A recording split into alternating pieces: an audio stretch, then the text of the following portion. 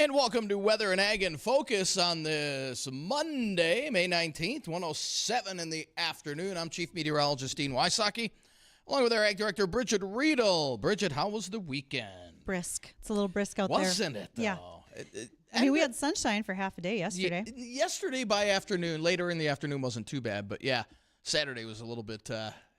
Yeah, no thanks. I didn't rush right out to plant some things in the yard after being at the greenhouse last week. Yesterday, I did plant a few items and basically said, sink or swim. You're on your own now. Good luck. God bless. Thanks for playing. Yeah, and we've got more rain in the forecast. We do indeed. By the way, I went past our wheat field today. Mm-hmm. It's up. We're 10 days planted. Wheat is up, coming along great. In fact, we're going to be in the field later this week to do a video. Pack your mud boots when you come out to the field that day, because with more rain expected, it's going to be more than a little damp. It is going to be a little bit muddy. In fact, there's a strong storm system that's spiraling through the Central Plains. That is giving snow to the Black Hills, where they're going to see accumulating snow. The rest of us seeing rain. In fact, some of this rain out to our west has been a little heavy over the last 24 hours. New Salem checking in with a $1.38. Let's see here. Dickinson checking in with a $1.25. Oh, hold on that Dickinson one. Let me scroll back here and have some messages. Did you see a higher one? I had more. Yep. I just got to find it. I know I have a message here somewhere talking about it. That's all right. And essentially they were saying, I want to say they're pushing 3 to 4 inches already in that area. I'll find the message.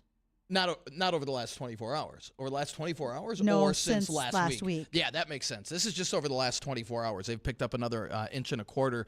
And all those drought-stricken regions in the southwestern part of the state have picked up over 1 inch. Now, there's more rain on radar right now. In fact, we've got steady rain that is ongoing right now from Jamestown out through Bismarck, and we're going to continue to see that as we head throughout the rest of the afternoon. Waves of rain will be moving in from the south. It will be windy, and we're looking at highs today, depending where you're at. If you're under the steady rain, you're not getting out of the 40s. Everybody else should be, seeing highs in the low to mid-50s. But winds are going to be stronger today. Wind advisory in effect for much of the central and east with highs. Again, low 50s, 40s under the rain canopy, and east winds at about 15 to 30 and gusty. Showers on and off all night tonight, and breezy with lows near 40. And Tuesday, we're looking at temperatures in the upper 40s to low 50s, a steady rain all day. It looks like heavy rain, a good bet in the morning, especially the eastern third of the state, and those showers continue into Wednesday. I wouldn't be surprised to see a few wet snowflakes mix in Tuesday night. And highs on Wednesday, upper 50s, and then sun returns at least partially for Thursday and Friday. Now, all of our computer models are spreading widespread inch plus over the entire state, not just localized areas. We're talking the entire state by the time Wednesday afternoon arrives, an inch blanketing the entire state. And again, there will be some spots that pick up 2 or more. So almost too much of a good thing, especially with the rain that we had last week. Well, potentially. So Dickinson saying that they are looking at a potential 2 inches, maybe 3 by Wednesday is what's forecasted to the west. Yeah. Yes. Again, we always say just be aware that you can ask for too much of a good thing. And right now, we're going to get a bunch of rain, which is good. We don't know when this will shut off, so we'll bank the subsoil moisture. If we could turn the heat up a smidge, I got some corn out there that would really like it. And I do see warmer weather coming in here as we head after Memorial Day weekend, so next week, and then especially that first week in June. That's when we'll start to heat things up quite a bit. So that's good news there. And yeah, we do need it. We need a few more. We need some more heating degree day units out there opposed to what we've been getting. It'd be really nice. Yeah. Let's be honest. Folks would like to see that crop not yellow, but move forward positively. Right. We can do it in the 70s. Sunshine. Sunshine will be key to that, though, because all these plants need the sun to keep going. Yeah, and I do see a drier weather pattern coming in, as I said, after Memorial Day. We should start to dry things out and warm things up. So good timing on both. Absolutely. Yeah. For those who are out and maybe you're in the field, maybe you've been looking at your WDAY rain gauge, you can give us a call with your rain total amounts, and you can reach us on the JLA Insurance phone line of 701-293-9000. Additionally, you can send us emails, ag or weather @flagfamily.com. And as always, our live streams are up and kicking. You can find us on Facebook, YouTube at Weather and Ag in Focus with WDAY, or you can find us on Acres TV. And I was asked just this morning, in relation to Acres TV, when is the Ag PhD Field Day? That is July 31st. That is coming up in Baltic, South Dakota. Many of us will be down there. We look forward to visiting with each one of you, and never know, maybe we'll have more reasons to give away rain gauges by then. Right, that and stop by and see us, and we can chat about the LRC and all that So good much stuff more. as well. Yeah, there's a lot of. And when's it, July 30th? 31st. It's 31st. the last Thursday. Without flipping to my calendar, I know it's the last Thursday of July this year. Okay, perfect. And so, yeah, we'll look forward to seeing everybody in Baltic. But meanwhile, there's a lot of weather left to go, you could say. Yes, without a doubt. In fact, yeah, so just the first few days of this week, they're going to be wet. They're going to be cool. Not the best weather, but again, like you said, Bridgette, we're banking up some moisture for when it does dry out. And mark your calendars, because the LRC cycle is on about a 41-day cycle, give or take a day. So this whole wet weather pattern is going to be back in about 40 days. So we're looking at the end of June. You know, after 40 days and 40 nights of rain, that'll build an arc, right? Yeah, right. I know. Just a heads up. But when it comes back around in late June, we're likely to get the severe, and this is not good news, we're likely to get the severe weather that they're having now to the south. Look at what happened in Missouri and Kentucky with the tornadoes. Today, a big severe weather outbreak in the central and southern plains from Kansas, Missouri, south through Oklahoma and Texas. And again, as we get into late June, when this cycle's back, that all rotates north. So that's the last thing we would need is tornadic or even hail, because your corn is up by then. Corn's up and the growing point's above the ground. You know, that's a big thing, is to remember where the growing point is, whether it's on corn or on soybeans. You know, soybeans don't take hail well at all. And I hear folks say, well, geez, it feels like our weather patterns have gotten a lot more violent. I'm not sure I'm going to agree with that, and here's why. We had severe weather like this for the last decades. The difference is we predict it coming and report it widely after it's happened. Before, we only heard about the really big ones. And, you know, there's more people, social media, there's more people. I mean, we're all reporters. We're getting more reports of it opposed to before. So, but it has been a pretty active season so far. And it was expected to be a more active season this year than it was last year. Same as hurricane season this year. That's going to be a little more active as well. So, just more active weather this go around this year. And folks have to get more creative when it comes to reporting it. So I have seen some terms, and I know I send these to you when I see them every once in a while. I'm like, we're just making stuff up now, right? Yeah. Some of these new big terms. Weather terms that nobody heard of before. It's because they didn't exist. It's all eye catching. It's all eye candy. It's all eye catching. It's supposed to catch our attention, so we pay attention to it and click on it and whatever else. But realistically, the weather has been doing this. We've always had lots of storms throughout the season. A good example, the dust storm that hit in Chicago. I saw reports. We haven't had dust storms like this hit the city of Chicago since the 1930s Dust Bowl year. Hold on. That's How many false. of you were alive in the 1930s to witness that and now put it on Facebook? Thank you. Yeah, okay. That's false. Okay. Now, I did some research on that, on dust storms in Chicago, and they had them in the 70s. They had them in the 80s. The one that made this a little bit stranger was it came from downbursts of thunderstorms. Sure. But again, it's not unheard of. But that's what I mean. You're going to get these catchy headlines that make you think, wow, this hasn't happened since the 30s. That's not true. So John Wheeler just retired from WDAY TV. One of his last Forum newspaper articles said, in reporting the weather, one of the things that he remembers the most is the drought in the late 1980s up here, because he remembers the dust storms that we had. Folks who are watching now probably aren't as familiar with the storms that we had during that time frame. I was 15 years old. Believe me, they're indelibly etched in my head as to what happened. We have made some changes. Frequently I hear, well, we don't have the trees that we used to. Okay, that's one thing. You're right. We maybe don't have the shelter belts in the field that were planted in the 30s, but we have been replacing trees, first of all. Second of all, our tillage practices have changed. Trees die off. Trees need to be removed. Trees are not the only solution to our problem. We also now see more no-till fields than we did in the 70s. As a kid growing up, and you can all call me out on this, feel free, we used to moldboard plow, and we chisel plowed our summer fallow black. And if you think that that didn't produce dust storms, you'd be wrong. We left blank black fields on purpose. And every time the wind came up, they blew too. Right. Now we are using cover crops. We are planting earlier. We are seeing fields grow faster and mature because of the hybrids and the varieties that we are using. So we're doing things differently. Is it a perfect situation? No, because we're still trying to plant a crop, and oftentimes you have to do soil disturbance in order to plant a crop. So what did our ag community do up here? I wasn't up here obviously in the 80s. Right. What with the severe drought? I mean, was anything Suffer is what the word you're looking Oh, for. without a doubt. But were there any crops that were salvageable that year? You could plant a crop and maybe hope for the best. I remember my dad talking about 5-bushel wheat.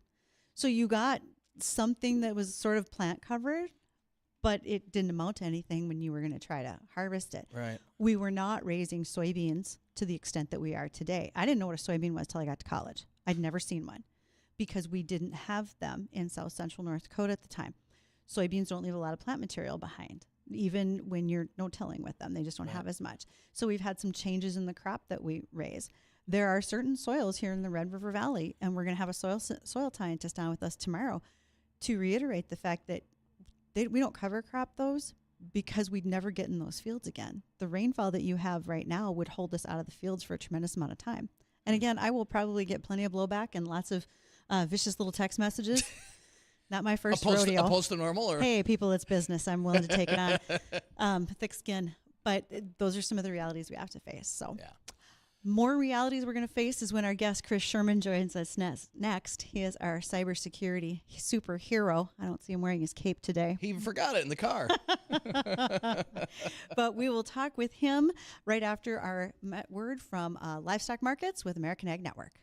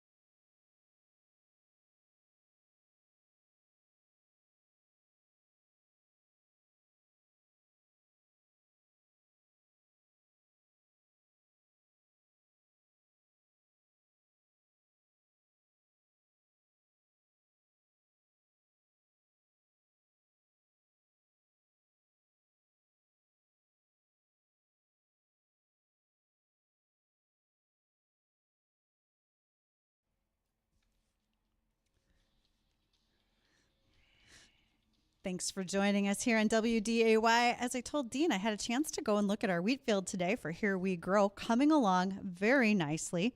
And want to say a big thank you to our sponsors there with Thor Buildings. I really appreciate the work that they do providing post-frame construction to meet your needs, both in livestock, machinery, maybe at the lake and elsewhere. So when you are thinking about a new building, look at the team at Thor Buildings.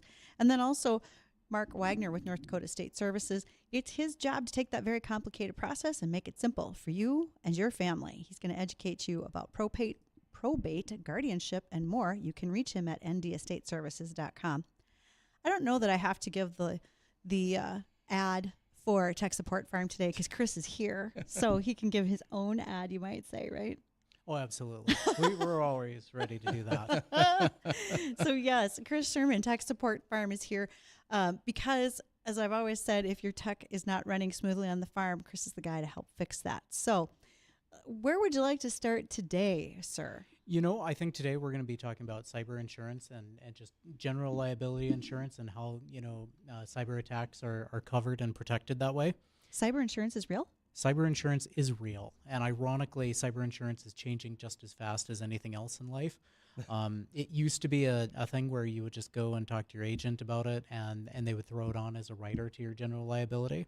Or then they would also have like their own specialized little cyber insurance policy. It was like 10 questions and you were done and taken care of. And Chris, is there a brief explanation or a simple explanation of what's the difference between general liability and cyber insurance? Because I know a lot of farmers would think, well, I've got general liability or farm insurance, that's all taken care of. General liability is when I'm there and fall down, which is not really uncommon. True, but how does that? Is there any general liability that ties in with cyber insurance? So general liability used to, and I got to be careful the way I say this because everybody's a little bit different, but there used to be a little clause inside of general liability policies that would cover cyber security breaches. Okay. The problem is that they became so prevalent and so commonplace that they actually started removing that clause and they started narrowing the language so that it limited the amount of coverage that was given to that breach. And when you think about general liability as a policy that protects you when you're out, doing your work and it's protecting your business operations. So let's say, you're a custom harvester or something like that and you damage your customer's property or their crop or something like that. That's what it's intended to cover. So at the same time, if you were breached and you had a security breach and let's say that customer data got leaked or something like that, you would anticipate that your general liability might cover those damages because you've damaged, customer property. The problem is that it became such an issue that we now see cyber liability policies just being a completely different policy that business owners have to get. So it's very akin to, you have your general liability, you have your E&O for errors and omissions, and then you have your, automobile and equipment insurance.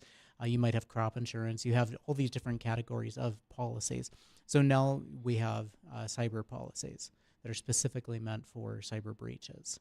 The problem is that because it is its own, policy, it has its own rules that they follow. So they make sure that you have all these different, boxes checked. So you have to have EDR and MDR. You have to have, What's an EDR or an MDR? EDR is endpoint detection and response. It's essentially a software that sits on your computer and it monitors the activity. It's kind of like the security camera for your network.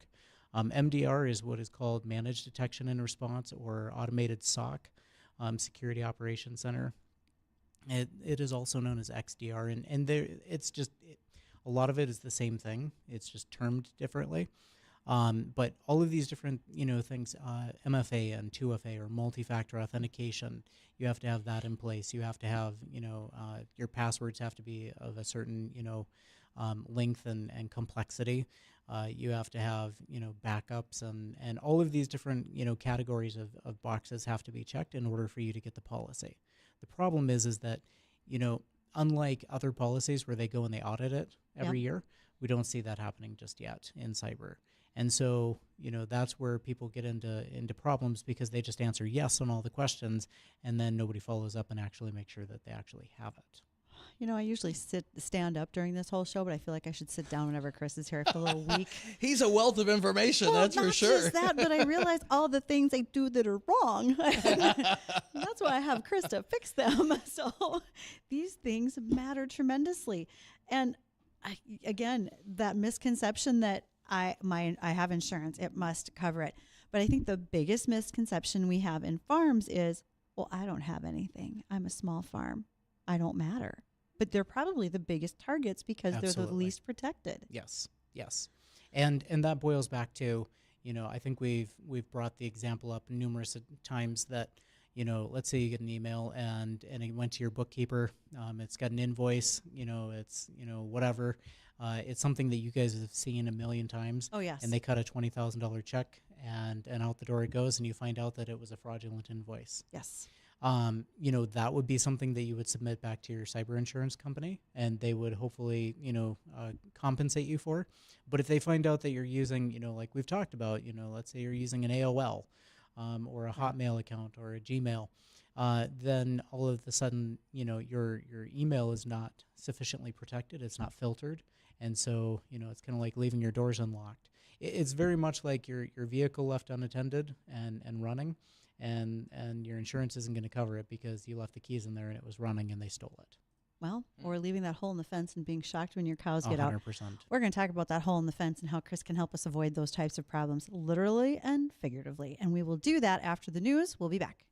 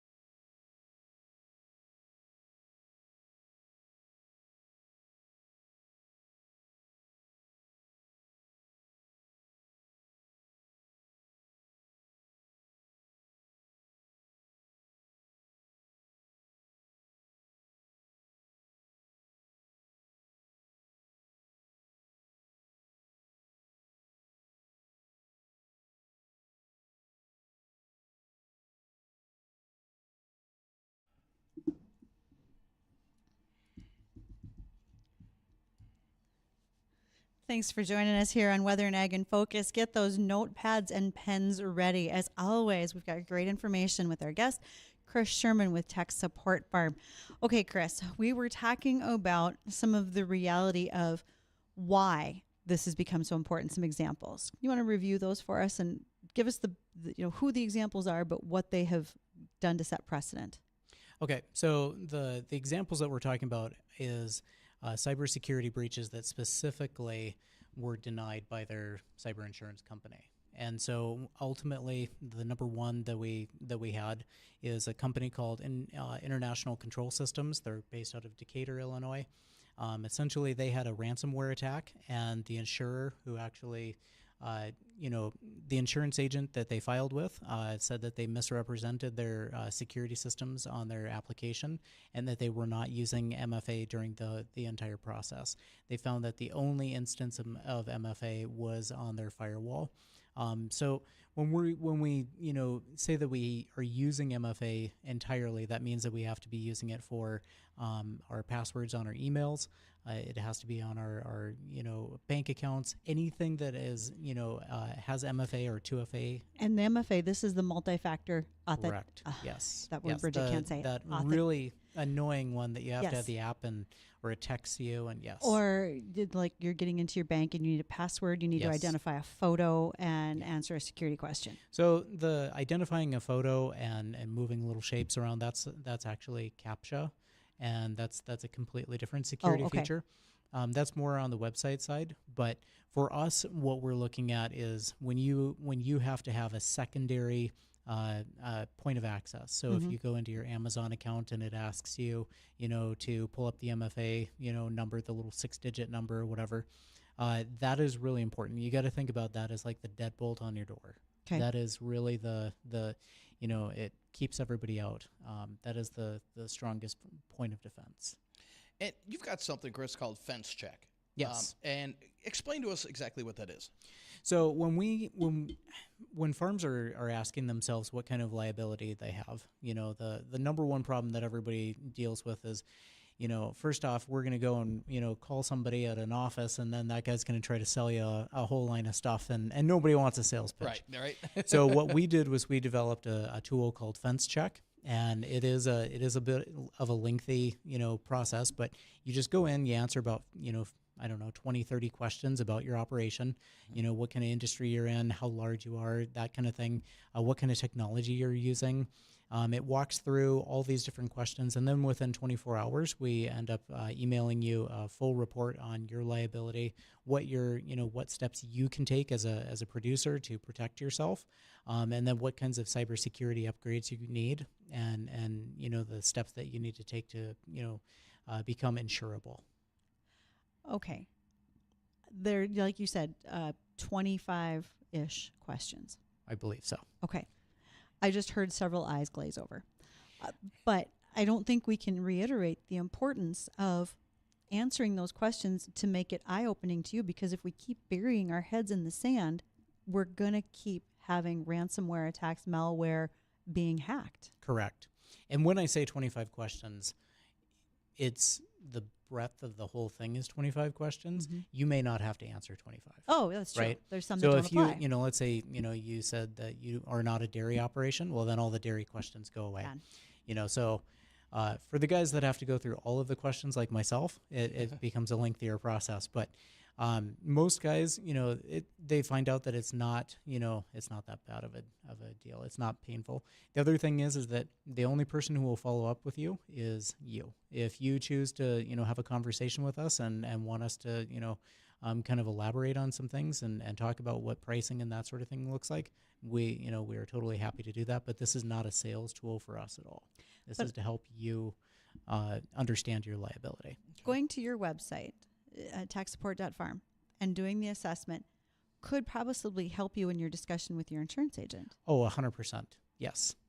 It really would help you understand, your actual position and what your risks are, and going into that, conversation with your agent and knowing what those kinds of things are. The other thing is that we wrote it in such a way that The report is very straightforward. It's not going to use a lot of technical jargon or anything like that. It's very, straightforward. It's going to walk you through the different, features that you need to add. And then it's going to explain what those features are and why they're important. I feel like I should send this entire discussion to my insurance agent. She happens to be my sister, but nonetheless, I've always said if one of us goes down, we're all going down. So I feel like, this is probably a question I need to have with them as an agency is I don't think I have anything. No. And I'm a small business myself. Yeah. The other thing that people don't realize is that, in the United States, I want to say it was like 75% of businesses that suffer a cybersecurity breach are out of business within the next year. Yep, and I've heard the average cost to recover your data through a ransomware attack, et cetera, is $80,000. Yes, and that's a minimum. Minimum. Yeah. Okay. Yeah. So there's a lot of things we need to look at here. Like you mentioned in your notes to us, what's not covered. Yep. Because we always ask what's covered, but we forget to ask the what's not covered part. We need to ask what's not covered, and then we also need to really understand, and this is the problem that I personally have with cyber insurance, is that the questions that they ask you, most people are not going to know the answers to them, right? If somebody asks you, do you have, EDR, and what is your firewall policy, and what can... Most people have no idea. Right. You're right. I do not have an idea. Exactly. And so, or, do you have an MSSP or an MSP, that you're working with or anything like that? Most people have no idea what those answers are. You just said things I thought I should go to the pharmacy for. Correct. Okay, got it. And so, the nice part about what we do is we will set you up in such a way that you are automatically eligible for that policy because we enforce those standards and we take care of them. So all of our clients are automatically eligible for $1 million flat rate cyber liability policy. Okay. So. Yeah, well, again, I know you tell us this every single time. I could do better. I have to do better with MFA. I have to do better with passwords, with password managers. But for those who have employees. So for those who have employees, we set up the parameters for you. And so, whether that's Wi-Fi, we have specifically employee Wi-Fi and then the business Wi-Fi, whether it's, if you, have a bring your own device, whether it's a tablet or a phone, we have software that can manage just your farm's applications. And so if that individual goes missing or if that, device goes missing or is stolen, we can automatically wipe that stuff off of there. We can locate the device for you or for that employee. But yeah, I mean, there's a lot of different variables, and I think it's something that a lot of people try their best to set up on their own, and unfortunately, we fall short. None of us, I shouldn't say none, but many of us are not good at this. We take that router out of the box, we set it up. Correct. We leave the factory password and everything defaulted. And until you say, hey, do you have cyber insurance? Or maybe you should do this fence check assessment on your website. I just think, no, it can't be that big a deal. Yes. And is that fence check assessment, is that free online? 100% free. Okay. Yes. So, yes. I mean, why not do it? Absolutely. Right? Yeah. One night when you have nothing better to do and you're kind of stressing about it, absolutely. Fill in those questions. It does take us about 24 hours to process it. We do kind of look at some things individually based on your location and that sort of thing that are variables to you, and then we make our recommendations that way. Okay. No one wants to hear that they have to spend money on one more thing, whether it's insurance, whether it's using cybersecurity. But I think the bigger loss here is just not knowing. Absolutely. And we cannot hide our heads in the sand about this anymore because we are the attack.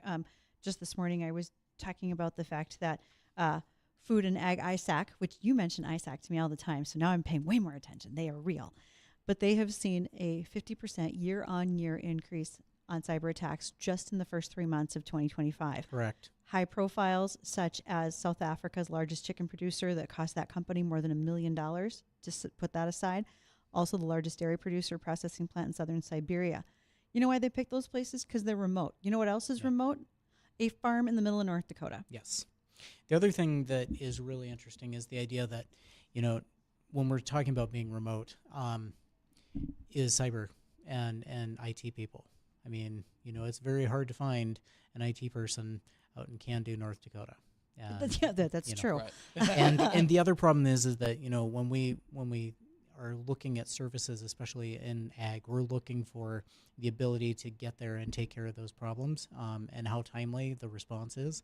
And when your agent, or not your agent, but your dealer is located in like Fargo, and you've got, you know, stuff up in Cavalier, you know that it's going to be a little bit of a wait for that service call. Go ahead, Chris. Yep. So, you know, and for us, what we do is we actually install software that we can take care of a lot of this remotely for you. So you can just call us up anytime, anywhere, and 9 times out of 10, we can just jump on and take care of those problems remotely for you. So our service response time is pretty good, actually. That's awesome. That's awesome. And Bridgette just mentioned, you know, those were the largest ones in Siberia, largest. How often do you hear, you know what, my farm, it's not that big. I don't really need the cybersecurity. What is there to hack? I mean, what can they possibly get from me? How often do you hear that? I hear it all the time. Do you? But And what's your answer to it? Well, here's the scary part. Just as much as I hear that, I hear that we lost $50,000 this last weekend. Or, you know, somebody paid a $28,000 invoice, or we lost $150,000. But it doesn't even have to be that big. No. I mean, it can be $2,000. I mean, It I can. realize that's one parts run to your local dealer, but that's a parts run to your local dealer you just lost. Yeah. Exactly. And then not only that, but you got to think about the recovery from it, because now you got to figure out, how did they get it? How did they get in? What card did they use? You know, do we need to call the bank and shut down this card? And then you got to remember, you have all these automatic payments that are being taken off, whether it's ACHs or whether it's, you know, just put on the card monthly. And now you got to deal with all those vendors and reset up all those automatic payments. And the other problem, you know, again, and I'm going to, you know, stress this every, you know, time we're together, but everybody needs to get off of Gmail and Yahoo and Hotmail and AOL and all of these different private email addresses, because nobody realizes that the emails that you're sending to your FSA office or to your bank, USDA your or insurance your bank, office, all of those emails can be intercepted, and they are not encrypted. And you will send it, and they will receive it, and you have no idea that somebody in a third party saw all the contents. So I got me worried. Yeah. and rightfully so. And really, it just boils down to have a corporate email that, you know, has your own domain, and that we can monitor it, and we can, you know, filter it, and then we can encrypt all the emails. Also, one of the things that I always talk about with you is speak farm, right? Because you understand what the language that farmers use. You understand why it's important to go to the FSA office, Absolutely. and why grain bins have automatic fans with apps to them, et cetera. Yeah. So for folks who don't know you, Chris, what's your background in ag? So my background in ag, I guess I started on a dairy farm when I was like 11 years old, and we would ride our bikes out there at 3 o'clock in the morning, and we got pushed around by a bunch of dairy cows and in the parlor. And I didn't have to ride my bike, but I did the same thing. yeah, it was quite the and then out, you know, the summers of rock picking. I don't think any of us really had a choice in any of this. It was just, you know, and then you know, I suppose about 2013, 2014. I took over a construction company, and we did grain sites and irrigation, you know, projects, you know, the full-size irrigators in the field and the pipelines. Then we did, you know, multi-million-dollar grain sites. So understanding all the, you know, mechanics behind it and all of that, that's something, and especially the automation and the different programs and platforms that are used to manage all of this, and the telemetry behind it. I feel very at home then in that environment. Okay. For those who haven't caught on yet, you're going to need to go check out the fence check assessment tool Yes. on the website, which is techsupport.farm. It is the second, you can't miss the icon. It's right there in the middle. Click on it and take some time to answer a couple questions, and we'll get back with you. I think that also people have heard us talk with you before, but now there's this tool that you can use that can really drive it home, because you're the person answering the questions. Yes. And there's a value added, you know, piece to this entire thing, is that once you get that report, it's going to walk you through the steps that you can take starting right now to do a better job of protecting yourself. It will have links to, you know, how-to videos and that kind of thing as well, and just kind of some tutorials. You don't necessarily have to go and call us. If you have somebody, or if you have, somebody in the family that knows their cybersecurity software and can set you up, by all means, utilize the resources around you. This is meant to be a value-added proposition. Learning moments. Yes. All right. Thank you, Chris. Absolutely. Thanks, Chris. Thank you. All right, when we come back, we'll have another check of rainy forecast. Some areas are going to pick up well over 2 inches of rain. We'll detail how much rain we're expecting in the FM area and throughout the state, and a couple ag topics coming up right after the break.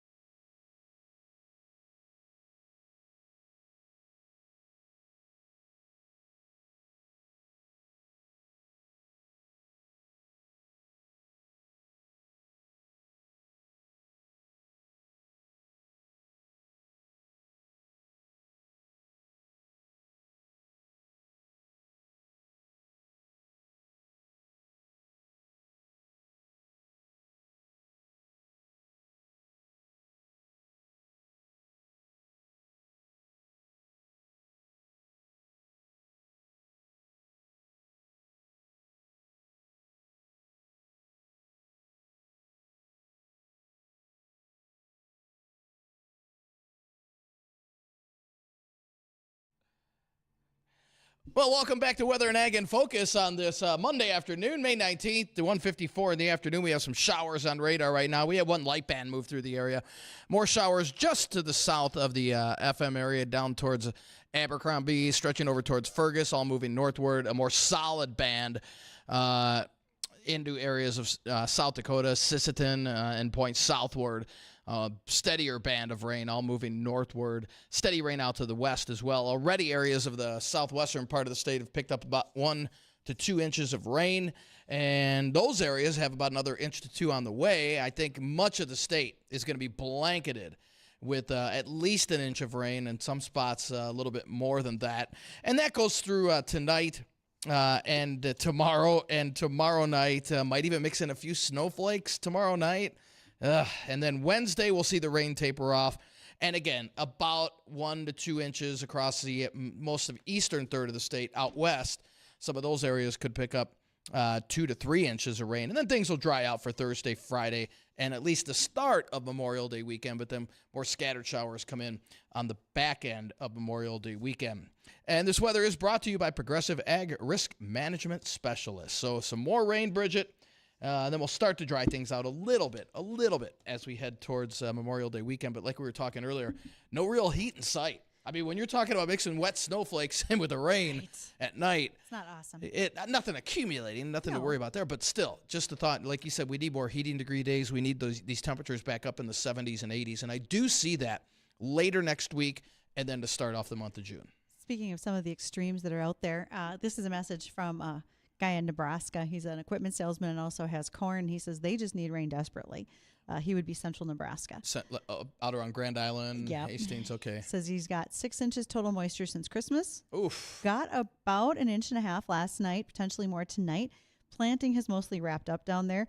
Temperatures, though, have been in the 80s to the 90s for several weeks. It's been couple hot weeks, down there. and that's really high for the time of the year.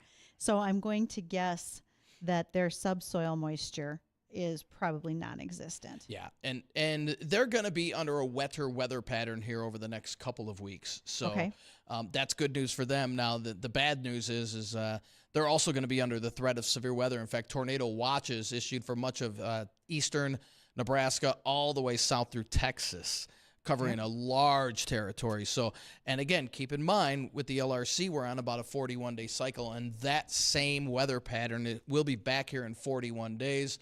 So we're looking at the end of June into early July, where we're more than likely going to have severe weather up in our area as this rotates back through next round. Yep, and we're going to have to pay attention to that, right? It totally depends on all the conditions that go with it. Sure. Because tornadoes just don't pop up out of nowhere. No, they don't. No. And 40 days from now is, well through June, which would be about expected. It's not that unusual, end of June, that we have those types of things happening.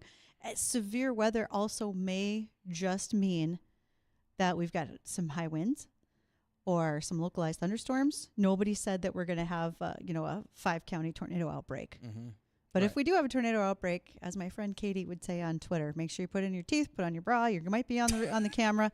Nobody wants to be caught without those things. But it's true, right? You see the National Weather Service. In fact, the Weather Service is on right here in the studio. And all the folks that their houses got wiped out, well, unfortunately, they were probably in bed and they're missing those things. Right. Exactly. Get those things early. That's a good point. Good point. So I want to thank everybody for joining us on Weather and Ag in Focus. For Bridgette, myself, have a great Monday afternoon. Don't go anywhere. The Jay Thomas Show is coming up next.